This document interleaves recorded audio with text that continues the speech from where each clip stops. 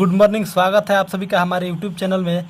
आज हम लोग बीएससी एग्रीकल्चर के कीट विज्ञान के आधार जो होता है फंडामेंटल ऑफ इटमोलॉजी के बारे में पढ़ेंगे, जिसमें हम बहुविकल्पीय प्रश्नों के बारे में क्या करेंगे, चर्चा करेंगे।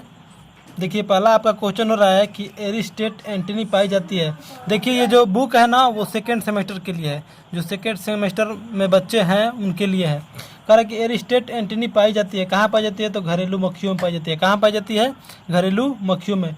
फिर कह रहा आपकी मोनली फॉर्म एंटीनी पाई जाती है। मोनली फॉर्म जो एंटीनी होती है वो कहाँ पाई जाती है? तो वो दीमक में पाई जाती है। किसमें पाई जाती है? दीमक में पाई जाती है। फिर आपका अगला क्वेश्चन है कि कार्डो निम्न में से किसका भाग होता है? तो कार्डो जो होता है वो मैक्सिका का भाग होता है। किसका होता है? मैक्सिका का। उसके बाद आपका है कि साइफनिंग प्रकार के मुखांक पाए जाते हैं। साइफनिंग प्रकार के मुखांक कहाँ पाए जाते हैं? तो ये सलभ में पाए जाते हैं। किसमें पाए जाते हैं? सलभ में पाए जाते हैं। अगला क्वेश्चन आपका कि प्लूमोज प्रकार के एंटीनी पाए जाते हैं। तो ये नर मच्छर में पाए जाते हैं। कहाँ पाए जाते हैं? नर मच्छर में।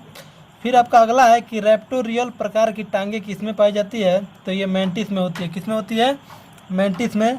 फिर आपका अगला है कि ट्रैकेंटर निम्न में से किसका भाग है? तो ये टांग का भाग होता है। किसका होता है? टांग का भाग होता है। फिर आपका अगला क्वेश्चन है कि भ्रूण की अवस्था में सिर में खंडों की संख्या कितनी होती है? तो ये 6 होती है। कितनी होती है? 6 होती है। फिर कह रहा है कि सिर की दिशा जिसमें मुखांग सिर से नीचे की ओर रहते हैं। सिर की दिशा जिसमें क्या होता है? तो मुखांग सिर से नीचे की ओर रहते हैं, उसको हम क्या कहते हैं? तो उसको हम बोलते हैं अधोन्मुखी। क्या बोलते हैं? अधोन्मुखी। अगला क्वेश्चन आपका कि मादा टीडे के जनन उपांग उदर के किस खंड में स्थित होते हैं? मादा टीडे के जो जनन उपांग होते हैं वो उदर के किस खंड में स्थित होते हैं? तो 8वें और 9वें खंड में क्या होते हैं? उपस्थित होते हैं या स्थित होते हैं। उसके बाद आपका अगला क्वेश्चन है कि नेफ्रोसाइट्स संबंधित है। किससे संबंधित है? तो उत्सर्जन से। जो नेफ्रोसाइट्स होता है वो किससे संबंधित है? तो उत्सर्जन से। फिर कह रहा कि एमाइलेज एंजाइम मिलता है। किससे मिलता है? तो मुख गुहा में मिलता है। कहाँ मिलता है? मुख गुहा में।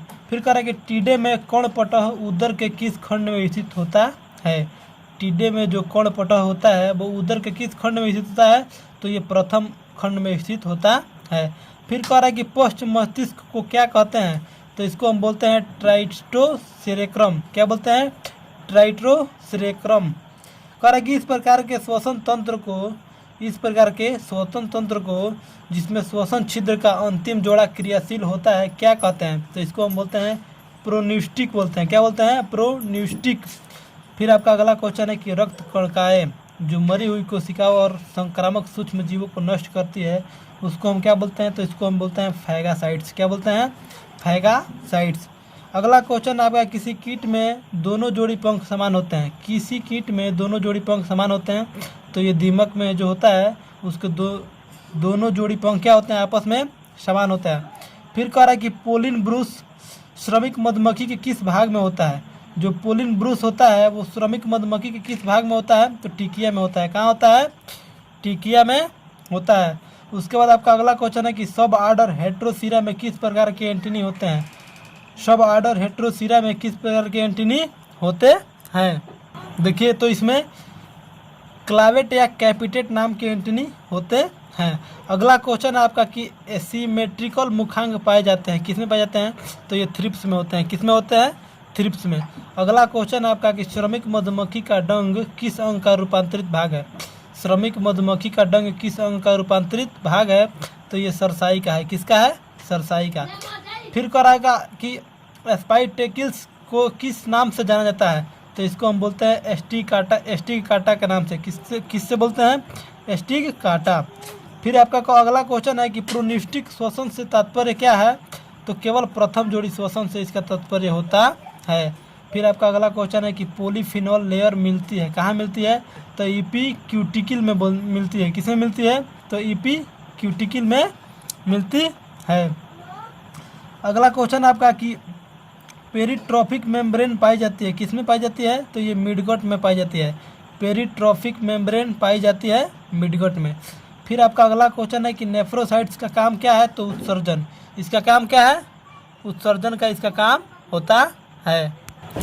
अगला क्वेश्चन है आपका कि उत्सर्जन का कार्य किसके द्वारा होता है? उत्सर्जन का कार्य किसके द्वारा होता है? तो ये यूरेट कोशिकाओं के द्वारा होता है। फिर आपका अगला क्वेश्चन है कि कीटों में कितनी जोड़ी इंकरेंट अस्टिया होती है? तो ये 12 जोड़ी होती है। कितनी होती है? 12 जोड़ी। अगला क्वेश्चन है आपका कि बिहार भुडली कुल में आता है। बिहार भुडली कुल में क्या आता है? तो नॉक्ट यूडी आता है। क्या आता है? नॉक्ट यूडी। फिर आपका अगला क्वेश्चन है कि पायरिला कुल से संबंधित है। पायरिला कुल से कौन संबंधित है?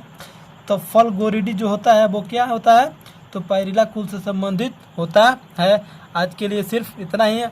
अगर आपको ये वीडियो अच्छा लगता है तो वीडियो को लाइक करें, शेयर करें तथा चैनल को सब्सक्राइब करना बिल्कुल भी न भूलें। Thank you very much.